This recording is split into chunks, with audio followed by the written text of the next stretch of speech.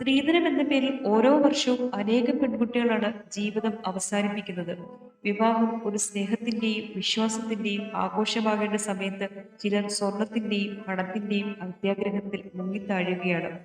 അമ്മമാരുടെ കണ്ണുനീർ വീണിട്ടും അച്ഛന്മാരുടെ ഹൃദയം തകർന്നിട്ടും നമ്മുടെ സമൂഹം ഇനിയും ഈ ഒരു സ്ത്രീധനമോഹം വിട്ടുപോകാൻ തയ്യാറാകുന്നില്ല.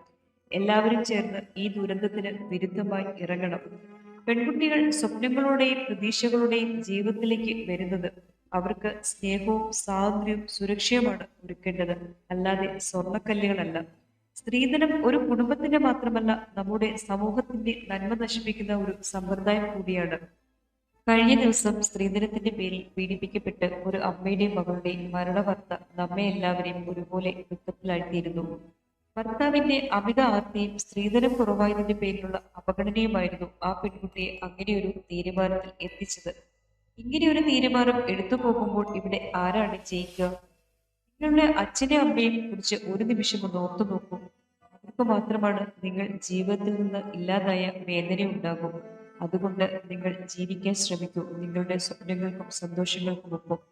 ഇന്ന് നിങ്ങൾ കരഞ്ഞാലും നാളെ നിങ്ങൾക്ക് ചിരിക്കാൻ ഒരുപാട് കാരണങ്ങൾ ഉണ്ടാകും. നിങ്ങളുടെ ജീവിതം പോരാളിയായോ വിജയായോ തന്നെ ജീവിച്ചു തീർക്കും.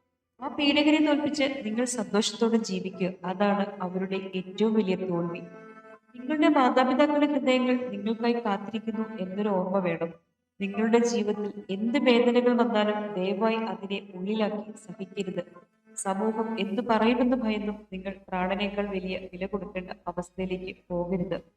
നിങ്ങളുടെ ജീവൻ അതിലപ്പുറം വലുതാണ്. നിങ്ങളുടെ ജീവിതം തന്നെയാണ് ഏറ്റവും വിലയേറിയ സമ്പത്ത്. എന്തൊക്കെയായാലും ഒരിക്കലും ആത്മഹത്യയാണ് ഒരു വഴിയെന്ന് കരുതരുത്.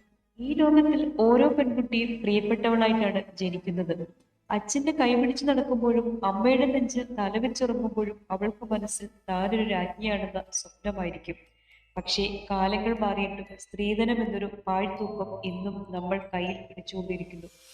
സ്ത്രീധനം അത് ഒരു പെൺകുട്ടിയുടെ പവിത്രമായ ജീവിതത്തെ കച്ചവടമാക്കുന്നതാണ്.